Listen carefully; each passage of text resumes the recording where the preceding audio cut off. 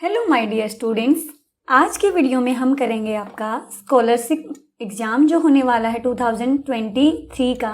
किस तारीख को होने वाला है? 23 मार्च को मेधावी परीक्षा का आपका एग्ज़ाम होने वाला है। क्लास 5 का, क्लास 4 का मैं ऑलरेडी आपके साथ डिस्कस कर चुकी हूँ।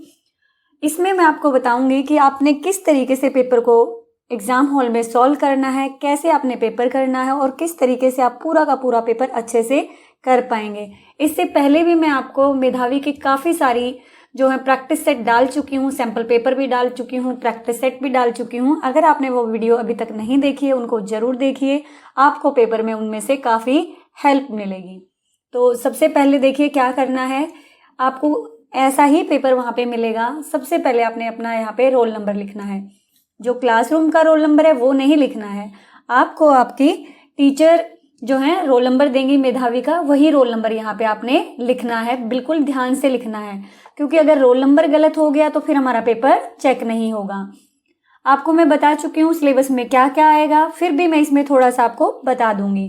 टाइम आपका 2 आवर्स का है और आपको इसके लिए 120 मार्क्स मिलेंगे और क्वेश्चन केवल 60 होंगे, यानी कि एक क्वेश्चन जो है कितने मार्क्स का होगा? 2 मार्क्स का होगा और आपको इसके लिए 2 आवर्स यानी कि 2 घंटे मिलेंगे। आपको कोई टेंशन लेने की ज़रूरत नहीं है। हिंदी और इंग्लिश दोनों मीडियम में आपको पेपर ये एक साथ मिलेगा।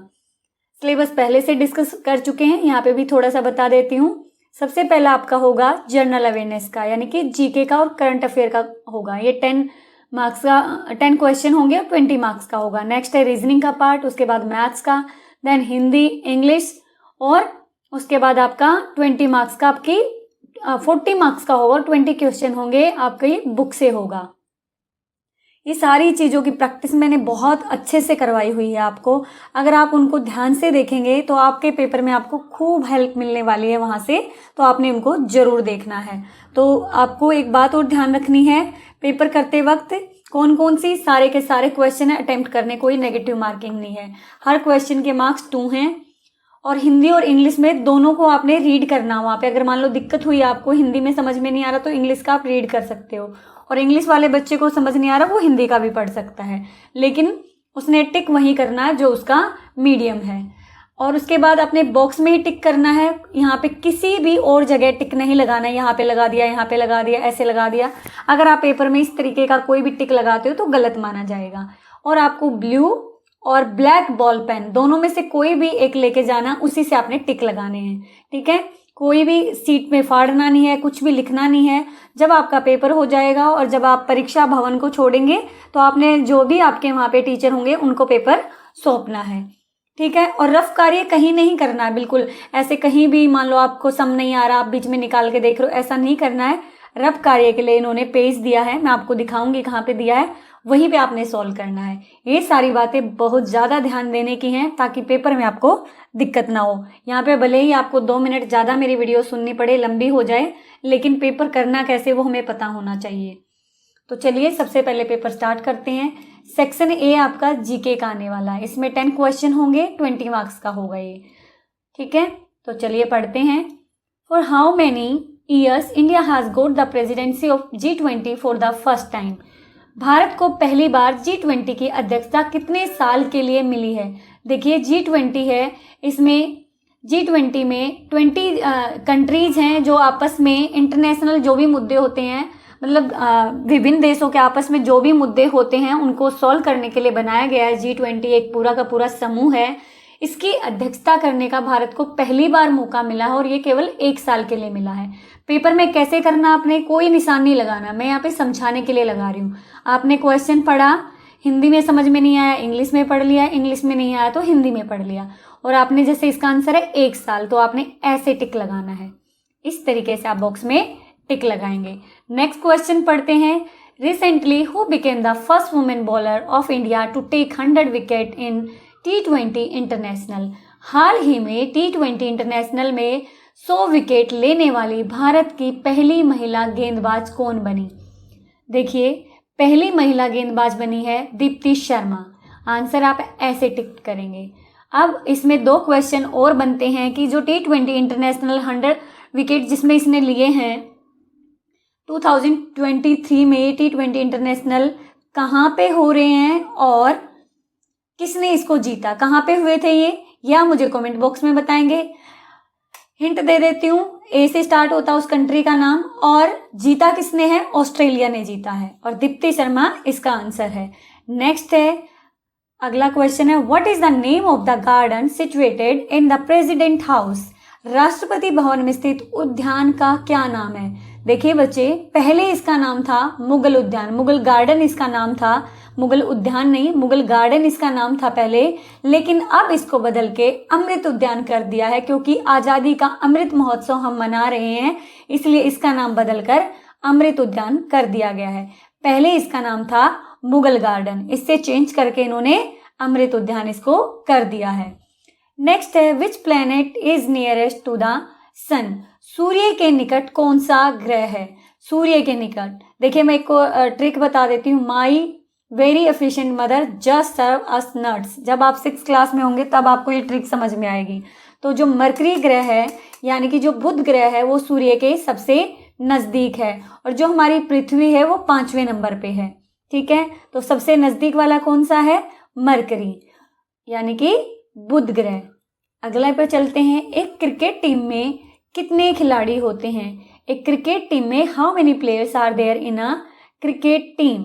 एक क्रिकेट टीम में कितने खिलाड़ी होते हैं, तो 11 होते हैं। अब ध्यान देने की बात क्या है, इसमें इन्होंने क्रिकेट का पूछ लिया, हमसे फुटबॉल का भी पूछ सकते हैं, वॉलीबॉल का भी पूछ सकते हैं, खो खो का भी पूछ सकते हैं। तो अपने सारे के सारे गेम्स में जितने खिलाड़ी होते हैं गूगल कीजिए, उनको बिल्कुल एक्यूरेट अपनी कॉपी में लिख लीजिए। अगला क्वेश्चन है, where is the tallest statue of the world located.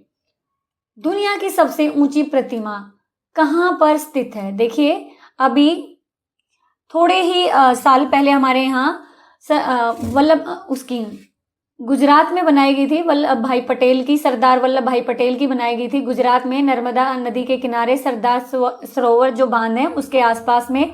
तो इसका आंसर है गुजरात।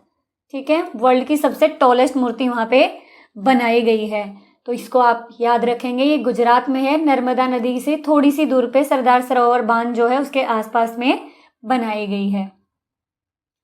विश्व का सबसे बड़ा महाद्वीप कौन सा है। Which is the largest continent of the world. तो ये तो आपको पता होगा, एशिया। कमेंट करके बताएंगे सबसे छोटा कौन सा है। Which are the primary colour. प्राथमिक रंग कौन कौन से। देखिए, प्राथमिक रंग वो होते हैं जिनको आपस में मिला के हम दूसरे कलर बनाते हैं। तो लाल, पीला और जो नीला है प्राथमिक रंग है। ठीक है, ये आप याद रखेंगे, लाल, पीला, नीला। अब अगला क्वेश्चन पे चलते हैं हम। संसार की छत किसे कहा जाता है। संसार की छत किसे कहा जाता है। Which country is called the roof of the world. ये कहा जाता है तिब्बत को। आपका पहले ही पार्ट है संसार की छत, आपका पहला ही पार्ट जो है उसमें ये दिया हुआ है। अगला क्वेश्चन है, dash days to beat plastic अभियान दिल्ली के उपराज्यपाल द्वारा शुरू किया गया। कितने डेज के लिए। 100 days. 100 days to beat plastic जो कैंपेन है वो एलजी द्वारा दिल्ली में शुरू किया गया है, प्लास्टिक को बीट करने के लिए। अपने अपने अपने स्कूलों में प्लास्टिक मुक्त बनाने के लिए एक शपथ भी ग्रहण की थी सभी ने। तो अब एक क्वेश्चन आता है, दिल्ली के उपराज्यपाल कौन हैं। विनय सक्सेना। याद रखना आपने, विनय सक्सेना जी जो हैं दिल्ली के उपराज्यपाल हैं। इनसे पहले कौन थे, अनिल बैजल जी थे।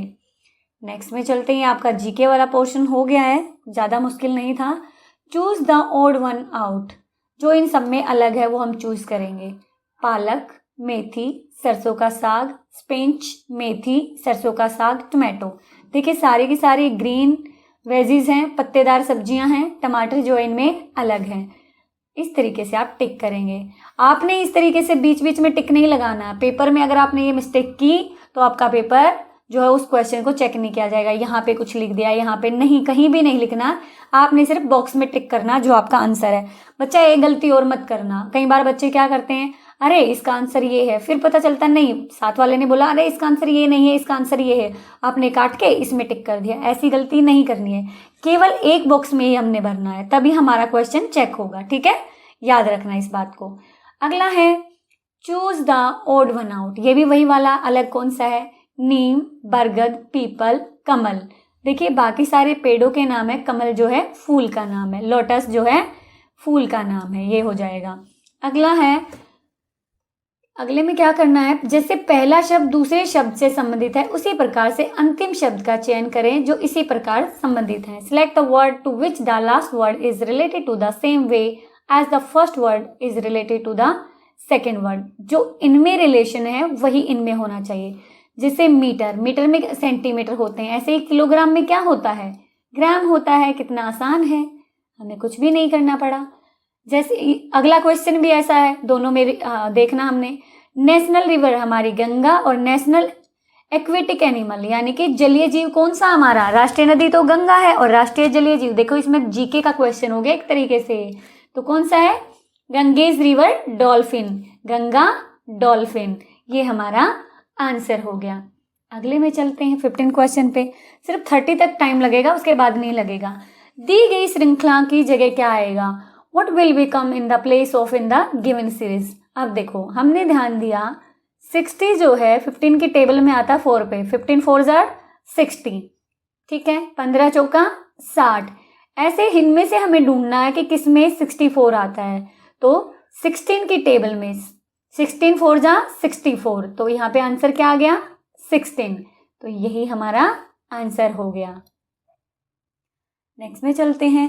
फिर से हमने देखा कि 4 का जो क्यूब होता है वो 64 होता है। अब आप कहेंगे मैम क्यूब क्या होता है, ये वैसे तो आपको आता होगा लेकिन क्यूब ये होता है 4 4 चौके 16, 16 चौके 64, ठीक है, 4 4 4 जा 3 टाइम हो गया। ऐसे ही इन्होंने पूछा 5 का क्या आएगा। अब आप देखो, बताओ जल्दी मुझे क्या आएगा। वैसे मैं सीधा आंसर बता सकती थी बट आई वांट कि आपको अच्छे से समझ आए और कोई भी क्वेश्चन पूछे तो आप सोल्व कर पाए। तो 5 की 5 से की 5 5 जा 25 और 25 की 5 से की 125, यही आएगा। करके देख लेना, ठीक है, करके देख लेंगे आप, तो ये आपका आंसर हो गया। अगला है, देखो इसको करने का मैं एक फॉर्मूला बताती हूँ। वहाँ पे हमारे पास इतना टाइम नहीं होगा कि हम गिने 1 2 3 4 5, हम कहेंगे तो 5 हुए और एक ये हो गया 6, लेकिन ऐसे नहीं होता।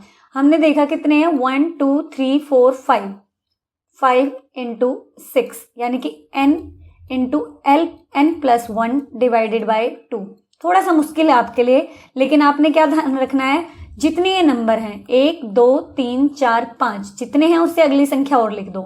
5 इंटू 6 डिवाइडेड बाई 2, 2 की टेबल में 6 आता है 3 पे, 2 3 जा 6, 3 5 जा 15, तो आंसर आ गया इसका 15। आप काउंट भी कर सकते हैं लेकिन बहुत टाइम लग जाएगा। पहले सिंगल सिंगल काउंट करो, फिर डबल डबल काउंट करो, फिर ट्रिपल ट्रिपल काउंट करो, फिर 4 4 काउंट करो।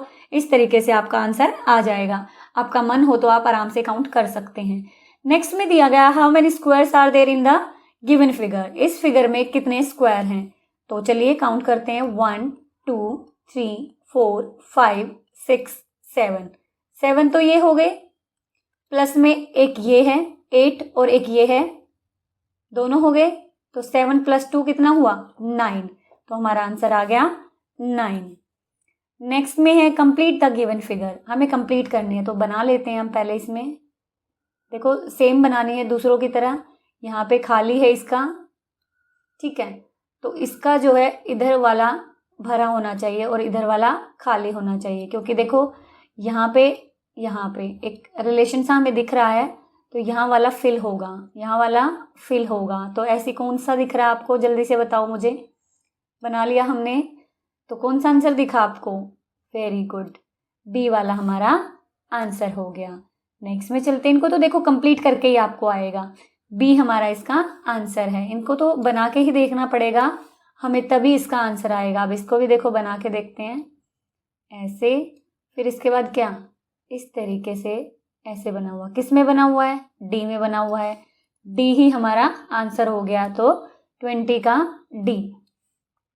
अब देखो आपको मैं बता रही हूँ, यहाँ पे आपको रफ कार्य के लिए कितना सारा पेज मिला, आपने यहीं पे करना, आपने जो सम है यहीं पे सॉल्व करने हैं, बीच में मत करना, कभी भी बीच में सॉल्व नहीं करना पेपर के, यहीं पे सॉल्व करना, क्योंकि आपकी तो वही आंसर सीट है पेपर ही, तो आपको यहाँ पे सॉल्व करके देखना है। और सॉल्व करने के लिए पेंसिल लेके जाना, आराम से सॉल्व करना, बाद में उसको रब कर देना, ठीक है। नेक्स्ट में चलते, लेकिन आंसर हमें ब्लू या ब्लैक पेन से ही मार्क करने हैं। ओके, एक अब हमारे सामने क्वेश्चन है, the class wise number of student is given in the chart below. यहाँ पे क्लास वाइज स्टूडेंट दिए हैं। क्लास 1 में 94 स्टूडेंट हैं, सेकंड में 53 हैं, क्लास 3 में 86 हैं, क्लास 4 में 49 हैं, क्लास 5 में 55 हैं। पढ़ लिया। अब पढ़ते हैं, by subtracting 288 from the total number of students of the school, the number of student of which class will be obtained। इन्होंने कहा अगर हम जितनी भी हमें क्लासेस दे रखी हैं 5 की 5, अगर हम इनका टोटल कर लें और उसमें से 288 माइनस कर दें तो इनमें से कौन सी क्लास का आंसर आएगा। तो देखिए, जब हम इन सबको जोड़ेंगे 94, 53, 86, 49 एंड 55, इन सबको जोड़ेंगे तो आपका आंसर आ जाएगा यहाँ पे 337। और इसमें से क्या माइनस करना, 288, और जब हम इसमें से माइनस करेंगे तो क्या बचेगा, 49। और 49 कौन सी क्लास है, क्लास 4। तो यही हमारा आंसर हुआ। ठीक है, अब नेक्स्ट में चलते हैं। इन्होंने कहा हमें डैश कक्षा के विद्यार्थियों की संख्या उसी संख्या की दुगनी की आधी है। अब इन्होंने कहा दुगनी की आधी है। अब दुगनी का आधी तो सब है। एग्जाम्पल के तौर पे देखो, 55 है, 55 को दुगना कितना हुआ, 110, और इसका आधा कितना हुआ, देखो 55 हुआ। ऐसे ही इसका होगा, ऐसे इसका। तो सारी की सारी कक्षाएं अपनी दुगनी के आधी हैं, है ना। देखो, दुगनी के आधी की बात का मतलब ये है कि मान लो 1 है, 1 का डबल कितना हुआ, 1 का डबल कितना हुआ, 2, और 2 का आधा कितना हुआ, 2 का आधा कितना हुआ, 2 1 जा 2 1। तो वही वाली बात हो गई ना। तो सारी की सारी कक्षाएं जो अपने दुगने के आधे हैं। ठीक है, समझ आया होगा आपको। मैंने बहुत ही आसान एग्जाम्पल लेके आपको समझाया है। ठीक है, अब देखो नेक्स्ट में क्वेश्चन है हमारा। अब चलते हैं हम अपने अगले क्वेश्चन पे। एक मिनट। हाँ, एक किसान ने अपने खेत के चारों ओर ईंटों द्वारा 2 फुट ऊंची दीवार बनाई। यदि खेत की लंबाई 526 मीटर है और चौड़ाई 359 मीटर है तो खेत के चारों तरफ की दीवार की कुल लंबाई कितने मीटर होगी। एक फार्मर है, उसने बिल्ड की है 2 फीट की ऊंची वॉल। ठीक है, बाड़ लगा देते हैं ना अपने यहाँ, इसने मतलब एक ऊंची जो है पूरी वो लगा दी अपने इसके यहाँ। ठीक है, तो इसने कहा इसके जो लेंथ है ना वो कितनी है, 526 मीटर, और जो इसकी विड्थ है यानी कि चौड़ाई है 359 है। तो ये हमसे पूछ रहे हैं, ये हमसे क्या पूछ रहे हैं कि इसका टोटल मतलब उसकी लंबाई, खेतों के चारों तरफ की दीवार की कुल लंबाई कितने मीटर होगी। उसने जो लगाई है अपनी ये बाड़ जो लगाई है, इसकी लंबाई मतलब ये पूरी कितनी होगी, पूरी की पूरी हमसे इसने पूछी है। तो कैसे निकालेंगे, वही इन्होंने एक तरीके से हमें एरिया नहीं पूछा है, पेरीमीटर पूछा है, परिमाप पूछा है। तो परिमाप में क्या करते हैं आप, 2 × L + B, यही करते हैं। तो 2L कितना है, जल्दी से बताओ, L कितना है, 526, और ब्रेथ कितनी है, 359। तो दोनों को जोड़ेंगे कितना आ जाएगा, 885, और इसको 2 से मल्टीप्लाई करेंगे तो कितना आ जाएगा, 1770 मीटर। ये आ गया इसका आंसर। जोड़ के देख लेना आप। ठीक है, मैं अब यहाँ पे पूरा जोड़ के दिखाती हूँ तो आपको टाइम लग जाता है, आप करेंगे ये काम खुद से। अगला क्वेश्चन है, एक रेलगाड़ी नई दिल्ली रेलवे स्टेशन से 17:35 से चलकर अगले दिन 13:35 पर मुंबई रेलवे स्टेशन पर पहुंचती है। मैं आपकी जानकारी के लिए बता दूं, रेलवे स्टेशन के जितने भी टाइम हैं वो 24 आवर वाली जो वॉच होती है उसके अकॉर्डिंग चलते हैं। ठीक है, and reach Mumbai railway station at 13:35 the next day. How long did the train take to reach Mumbai. Mumbai पहुंचने में उसे कितना टाइम लगा। तो देखो 17:35 से 13:35 तक। ठीक है, अब 17:35 को अगर मैं इसमें से माइनस करूं, करने की जरूरत नहीं है वैसे, 17:35 पूरा का पूरा ले लेते हैं हम। 17:35, 17 से 18, 19, 20, 21, 22, 23 और 24, कितने घंटे हुए, 1 2, 17 से 18 पे जाएंगे ना, 17:35 से 1 2 3 4 5 6 7, 1 2 3 4 5 6 7 ये हो गए। और 13:35 पे पहुंची है, तो 17 और 7 और 13 कितने हुए? 20 हो गए, क्योंकि 35 माइनस हमने कर दिया यहाँ से। तो कितने घंटे में पहुंची? 20 घंटे में। ठीक है, 20 घंटे में पहुंची। एक तरीके से हम रीजनिंग से सॉल्व करेंगे, कोई यहाँ पे फॉर्मूला नहीं लगाया हमने। ठीक है, यहाँ से हमने क्यों माइनस किया? 7 घंटे 24 तक हमने पहुंचाया, आगे हमें पता 13 घंटे और हैं, तो 13 को हमने जोड़ लिया। ठीक है, अब नेक्स्ट पे देखो, 12,12,1212 को सरल करो। जोड़ना हमने 12 लाख, तो जोड़िए 12 लाख। लाख में कितनी जीरो होती है जरा बताएंगे आप मुझे? सिंपली 12 लाख। 12 लाख में कितनी जीरो होंगी? लाख में हमेशा 5 जीरो होती हैं। अब है 12,000। 12,000 में कितनी होंगी? 3 जीरो होंगी। आगे है 1200, तो 1200 में कितनी होंगी? 2 जीरो होंगी। आगे है 12, तो चलिए जोड़ देते हैं। 2 1 2 2 और 1 कितना हुआ? 3 हुआ। 1 2 1, तो कितना आया? 121 321 2, 121 321 2, ये आपका आंसर आ गया। ठीक है, नेक्स्ट में चलते हैं। कुछ भी समझाने का नहीं था, जो था मैंने लिखा हुआ वही लिखा है। आगे देखते हैं, 2 के बाद 11 है, 11 के बाद 22, 22 के बाद 35। देखो क्या हुआ, इन्होंने जो हमारे ओड नंबर चलते हैं ना, देखो पहले क्या इन्होंने 9 का डिफरेंस है, इन दोनों में कितने का डिफरेंस है? इन दोनों में 11 का डिफरेंस है। इन दोनों में कितने का? 13 का। हमारे ओड नंबर चल रहे हैं, इन दोनों में कितने का? 15 का। तो अगलों में कितने का होगा? 17 का।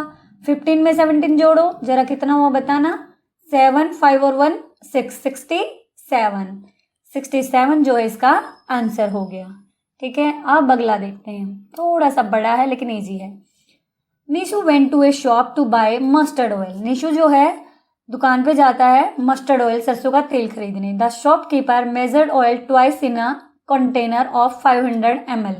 जो शॉपकीपर होता है, दुकानदार होता है, वो 500 ml को 2 बार लेता है। 500 ml को 2 टाइम लिया। ठीक है, लिखते चलते वही।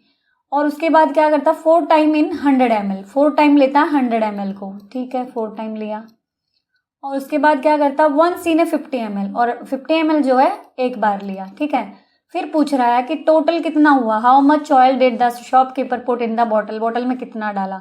कोई नहीं, हम काउंट कर लेते हैं। कितना हो गया? 1000 हो गया। कितना हुआ? 400 हो गया। कितना हुआ? 50 हुआ। पूरे को जोड़ दें, कितना हो गया?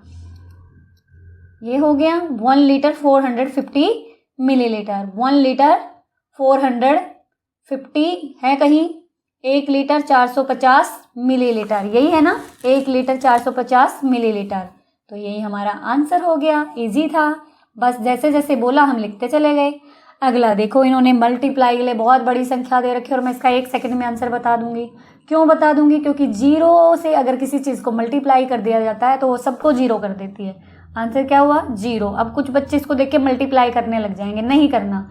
अगर आपको ये ऐसी संख्या, पता नहीं भयंकर भयंकर कोई भी संख्या दे रखी है और आपको बोला गया है लो आंसर क्या आया? 0। 0 सबको 0 कर देता है। ठीक है, अब अगला क्वेश्चन पढ़ो।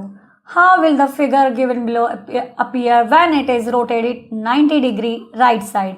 जब इसको हम राइट साइड पे 90 डिग्री घुमाएंगे तो घूमने पर कैसी दिखाई देगी? घूमने पर दिखाई देगी ये ऐसी। घुमा के देख लेना, आपको आंसर आ जाएगा। ठीक है, अगला देखो। The scale of map is 2 centimetre equal to 500। ये कहता है कि एक मानचित्र है। देखो मानचित्र पे पूरा तो दिखाया नहीं जा सकता, कि 2 सेंटीमीटर है ना, वो 500 को शो करता, 500 किलोमीटर को। यदि दिल्ली से जयपुर की दूरी कितनी है? 1700 किलोमीटर है, तो मानचित्र में उसकी दूरी दिखाने कितनी सेंटीमीटर होगी? कुछ नहीं करना। कितनी है टोटल? 1700। फिर क्या है? 500 को, क्योंकि हमारे पास इसकी मेजरमेंट दे रखी है। 2 जीरो से गई 2 जीरो, 17 को बीच में रखा, 5 3 जा 15, बचा क्या? 2, चला नहीं आगे, डेसिमल लगाया, उतारी 0, 5 4 जा 20। ठीक है, 3.4 आया। अब जो हमारे पास ये वैल्यू आ गई, तो वो कितने के? 2 सेंटीमीटर के अकॉर्डिंग निकालनी हमने, तो निकाल देते हैं। 2 4 जा 8, 2 3 जा 6, डेसिमल की जगह डेसिमल लगा देंगे, इतने के बराबर हुई। कहाँ पे है आंसर? ये रहा, ये रहा हमारा आंसर। ठीक है, मैथ्स हो गया आपका कंप्लीट। अब आ गया इजी इजी सब कुछ, बहुत ही इजी। अब देखो आगे क्या करना, हमने पैसेज को पहले पढ़ना नहीं है, पहले हम पढ़ेंगे क्वेश्चन। उपयुक्त गद्यांश का शीर्षक क्या है? खेल कूद हमारे अंदर किसकी भावना नहीं पैदा होने देता?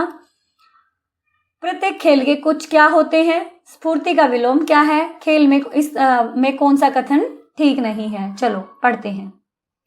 खेल हमें आनंद देते हैं, वे हमारे शरीर को सुडौल और मांसल बनाते हैं, वे हमारे फेफड़ों का विस्तार करते हैं, रक्त परिसंचरण को बढ़ाते हैं और शरीर को शक्ति और स्फूर्ति से भर देते हैं।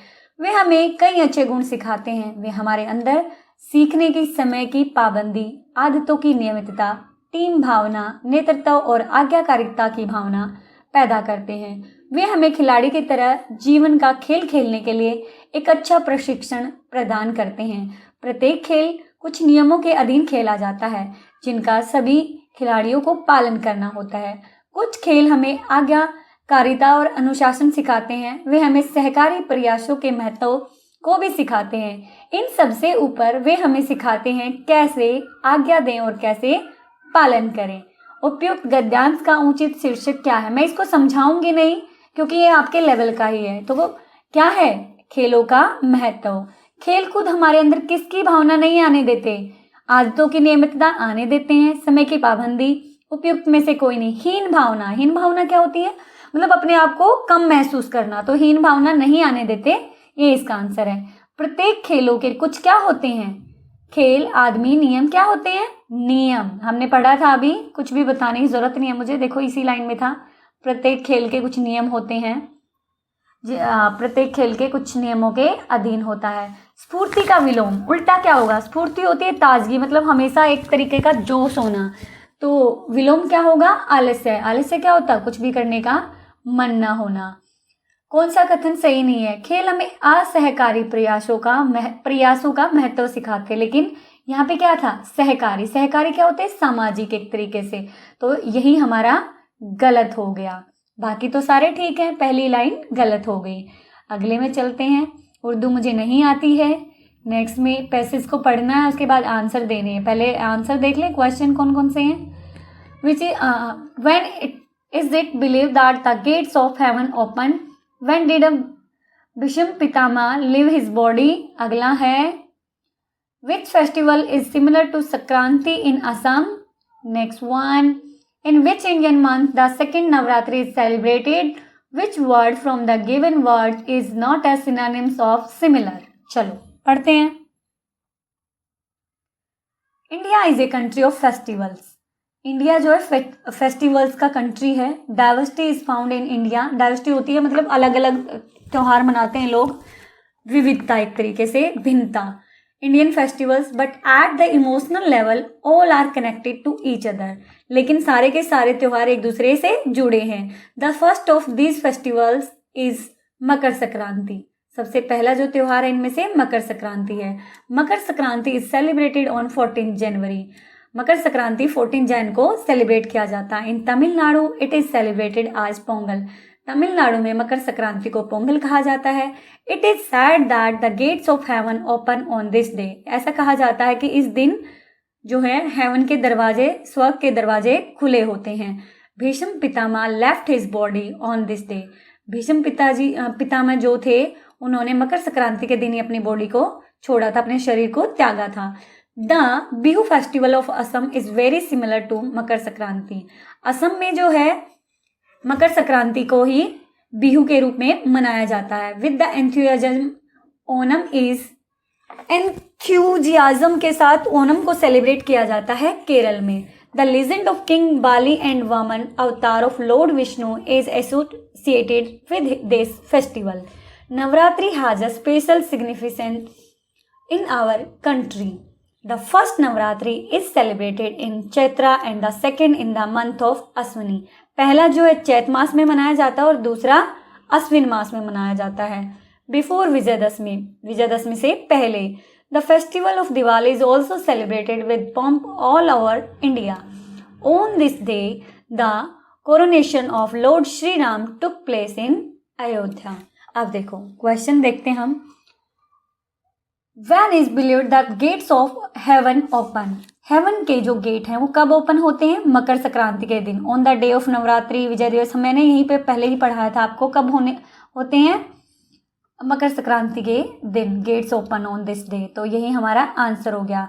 भीष्म पितामह ने अपनी बॉडी को कब छोड़ा था? ये भी मकर संक्रांति के, मैंने अभी आपको बताया था। Which festival is similar to Sankranti in Assam? Assam में क्या मनाया जाता है? अभी देखो, अभी बताया था मैंने, असम में क्या मनाया जाता है? बिहू फेस्टिवल। ठीक है, यहाँ से देख के आपने करना है, मिलता जुलता सा आप ढूंढेंगे और वहाँ पे आंसर टिक करेंगे अगर आपको हिंदी नहीं आती है उसकी बनानी। In which Indian month the second Navratri is celebrated? Second किस में? Second in the month of Ashwini. Ashwin जो है इसमें मनाए जाते हैं। सेकेंड मंथ में जो नवरात्रे हैं सेकेंड टाइप के वो मनाए जाते हैं। Which word from the given word is not a synonyms of similar? Similar का मतलब होता है एक जैसा। पैरेलल, पैरेलल भी एक जैसा होता है, लाइक भी, यूनिफॉर्म भी, डिफरेंट होता है अलग। ठीक है, तो यही इसका आंसर नहीं है। अब चलते हैं अगले में।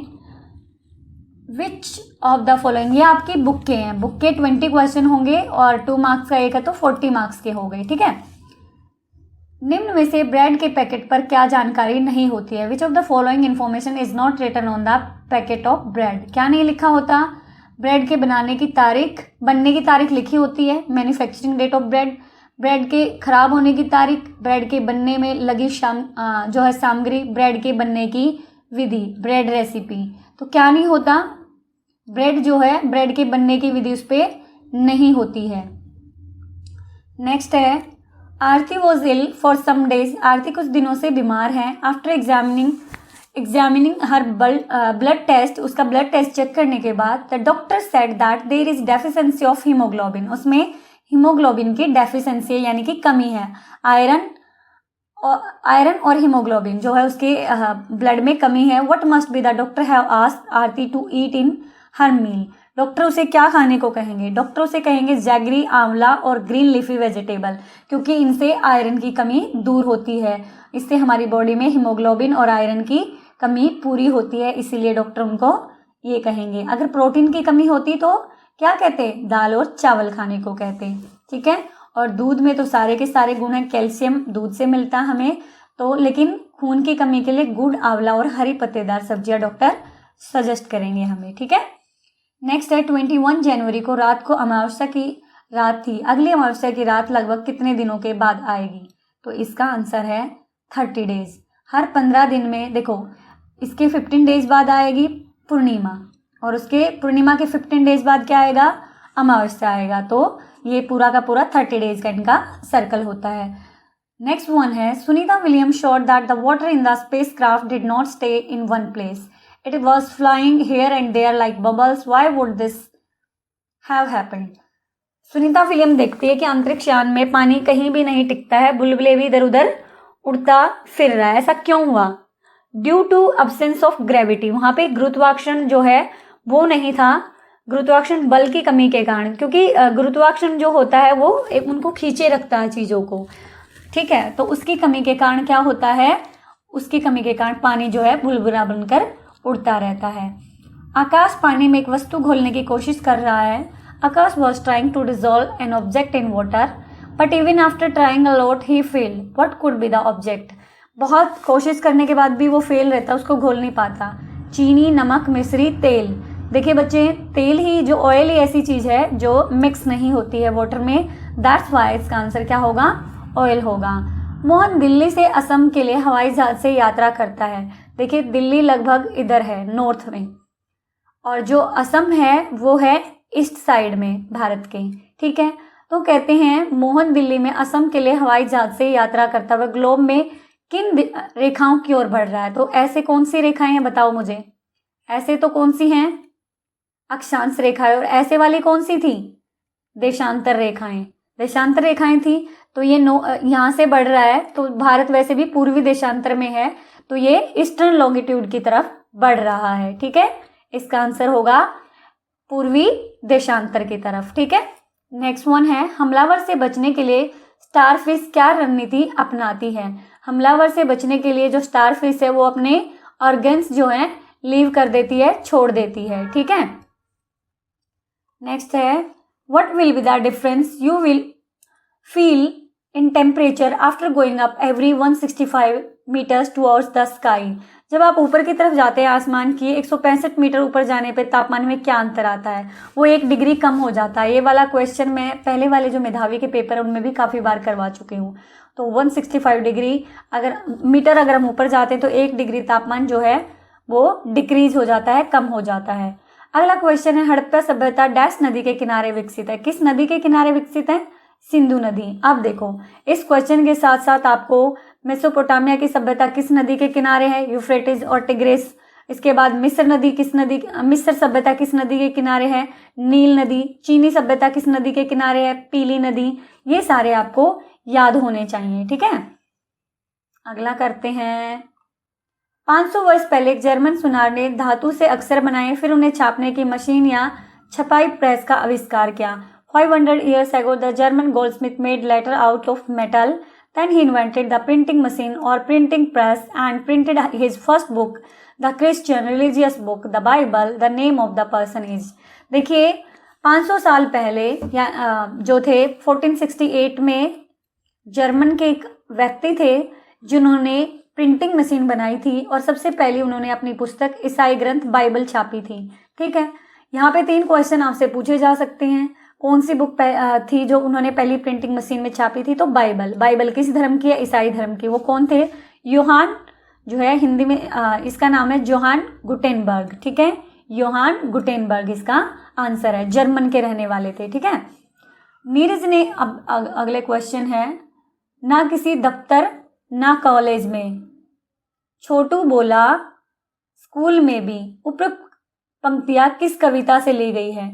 किस कविता से ली गई है बताइए? ना किसी दफ्तर में ना कॉलेज में, छोटू बोला स्कूल में भी नहीं। माँ की बेबसी, बाग आया उस रात, खिलौने वाला, गुरु और चेला। किस में से ली गई है? आप मुझे कमेंट बॉक्स में बताएंगे, ठीक है। ये मैं इसलिए नहीं बता रही क्योंकि आपको पहले मैं करवा चुकी हूँ बहुत बार। खिलौने वाले कविता में बालक क्या बनने को कह रहा है? क्या बनने को कह रहा है? रामचंद्र बनने को कह रहा है, लक्ष्मण बनने को कह रहा है। यह आपकी 3 नंबर की कविता है। ये भी क्वेश्चन का आंसर आप मुझे कमेंट बॉक्स में बताएंगे, ठीक है। नेक्स्ट है, चुनाव शब्द चुन क्रिया से पैदा हुआ है, नीचे लिखे कौन सा युग्म सही है? पढ़, पढ़, पढ़ाओ, बिल्कुल ठीक है। बह, बहाओ, देखिए दबा, दबाओ, ये ठीक नहीं है। इसमें सही जो यूज हो रखा है दब प्लस आओ, ठीक है। लेकिन यहाँ पे इन्होंने लिखा दबा प्लस आओ, दबाओ, तो ये गलत है। यही हमारा आंसर होगा, कट कटाओ, ठीक है। नेक्स्ट में है, नीरज ने अपने मित्र को पत्र लिखा, उसने उस पत्र पर पता लिखने के बाद उस जगह का पिन कोड लिखा। तो पिन का पूर्ण रूप क्या होता है? देखिए कहीं भी पत्र भेजने के लिए हमें पिन कोड लिखना जरूरी है, क्योंकि कई बार एक नाम के 2 शहर हो सकते हैं लेकिन पिन कोड हर शहर का अलग है। जैसे दिल्ली में ऐसे पिन कोड होते हैं, आपने देखा भी होगा। आपके घर का भी एक पिन कोड हो गया। पहली बात, ये 6 डिजिट का होता है और हर शहर का अलग होता है। फुल फॉर्म क्या होता है बता दूं मैं? चलो मैं ही बता देती हूँ। पोस्टल इंडेक्स नंबर, ठीक है, पोस्टल इंडेक्स नंबर, इसको अच्छे से याद कर लेना। ये आपके कौन से चैप्टर में है? चिट्ठी के सफर वाला जो चैप्टर है उसमें दिया गया है।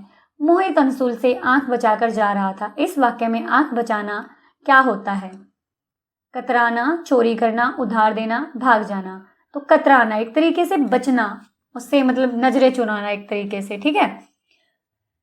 तो अगला क्वेश्चन देखते हैं क्या है आपका। 55 हो गया था? हाँ जी 55 हो गया आपका। From the story the talkative barber which sentence is incorrect? The barber came to shave sultan head. Barber जो है सुल्तान के जो है शेव करने आया, उसका हजामत करने आया। ही हैड 3 ब्रदर्स, उसके 3 भाई थे। The sultan gave him 3 gold coin. सुल्तान ने उसको 3 गोल्ड कॉइन दिए, फॉल्स है, तो ये वाला इनकरेक्ट है, ठीक है। और ही हैड 3 ब्रदर्स, नहीं, उसके कितने ब्रदर थे? 6 ब्रदर थे और उसको भी शामिल करके वो 7 हो जाते थे, तो ये भी ठीक है। ये वाला मुझे डाउटफुल लग रहा है, चेक कर लेना एक बार। Where was Robin Crusoe? Robin Crusoe कहाँ था? Alone and on an island, ठीक है। नेक्स्ट है इसका, what did bhaiya do all day? My elder brother, क्या करते रहते थे भैया? बुक पढ़ते रहते थे। रीड द बुक, सीधे आंसर बता रही हूँ क्योंकि टाइम वेस्ट करने वाली बात है, वीडियो ऑलरेडी बहुत लंबी हो चुकी है। चूज द इनकरेक्ट सेंटेंस, इसमें से इनकरेक्ट सेंटेंस बताना है। The word beauty is an abstract noun. देखिए अब्स्ट्रैक्ट नाउन होता है हिंदी में जो आप भाववाचक संज्ञा पढ़ते हैं ना, कि भाव, जैसे ब्यूटी एक सुंदरता है, तो एक क्या है, ये इमोशन है, एक भाव है ब्यूटी। आगे है the word team is a collective noun, बिल्कुल कलेक्टिव नाउन है team. The word brass is an abstract noun. Brass ये देखो किसी धातु का नाम है और ये कह रहे हैं कि ये एक अब्स्ट्रैक्ट नाउन है, यानी कि एक ये इमोशन है, तो ये गलत हो गया है, बिल्कुल गलत है। ये कौन सा होना चाहिए, या मुझे कमेंट बॉक्स में भी बता सकते हैं। वैसे मैं बता दूं ये कॉमन नाउन का ही पार्ट होता है, जो कलेक्टिव नाउन और काउंटेबल नाउन होते हैं उन्हीं में ये काउंट किया जाता है। The word umbrella is a common noun, बिल्कुल अम्ब्रेला जो एक कॉमन नाउन है, छाता हिंदी में भी जातिवाचक संज्ञा है, ठीक है, तो हमारा आंसर यही होगा। नेक्स्ट क्वेश्चन है compare two things. When we compare two things we add er or more to the describing. When we compare 3 or more than things people we add est or most to the. देखो इन्होंने क्या कहा, जब हम comparison करते हैं दो चीजों के बीच में, ठीक है, तो हम कंपैरेटिव डिग्री का यूज करते हैं, या तो उसके पीछे er लगाते हैं या फिर मोर लगाते हैं, ठीक है, मोर ब्यूटीफुल, मोस्ट ब्यूटीफुल लगाते हैं ना दो के, she is more beautiful than her, दो लोगों में, और जब सब लोगों में she is the most beautiful lady, सब में सुंदर लड़की है वो, सबसे सुंदर लेडी है वो, तो हम मोस्ट लगाएंगे, ठीक है। तो इन्होंने कहा या फिर er लगाते हैं कि, और जब कंपैरेटिव डिग्री में या तो est लगता है या फिर most लगता है, ठीक है। आगे देखते हैं, इन्होंने कहा इनमें से कौन सा जो है इनकरेक्ट है। फास्ट, फास्टर, फास्टेस्ट, बिल्कुल ठीक है। Difficult, more difficult, most difficult. Difficult यानी कि मुश्किल, मोर डिफिकल्ट दोनों में मुश्किल है, मतलब ये वाला ज्यादा मुश्किल है, मोस्ट डिफिकल्ट सबसे मुश्किल। Easy, more easier. बेटे एक बात का ध्यान रखना, या तो er लगा मिलेगा या फिर उसके साथ मोर लगा मिलेगा। देखो यहाँ पे क्या था, मोर डिफिकल्ट, er नहीं लगा है, लेकिन यहाँ पे er लगा तो इसके आगे मोर नहीं लगा है, तो यहाँ से ही हमने पकड़ लिया मोस्ट इजिएस्ट। या तो इसके साथ क्या लगा मिलता, इजियर, इजिएस्ट होता, ये मोस्ट नहीं लगता, ठीक है। तो यहाँ पे इजी, इजियर, इजिएस्ट ये इसकी होती है, ये रोंग इन्होंने दे रखी है, ठीक है। तो ये हो गया आपका पूरा पेपर कंप्लीट। उम्मीद करती हूँ आपको अच्छे से समझ में आया होगा। वीडियो अच्छी लगी तो लाइक करें, दोस्तों के साथ शेयर करें, और चैनल पर नए हैं तो सब्सक्राइब जरूर करें। और दूसरी बात, आपने सारे के सारे मेधावी की जितनी मैंने वीडियो डाल रखी सारी देख के जाना, गारंटी है आपका पेपर जरूर क्वालिफाई होगा, आप उसमें मेधावी अपनी जरूर लेके आएंगे, ठीक है। मेरी सारी बेस्ट विशेज आपके साथ हैं, अच्छे से तैयारी कीजिए। कोई भी आपको प्रॉब्लम है कमेंट बॉक्स में मुझे बताइए, मैं अगर मेरे लेवल पे सॉल्व की जा सकती है तो मैं जरूर करूंगी। मिलते हैं प्यारे बच्चों अगली वीडियो में, तब तक के लिए अपना ध्यान रखें।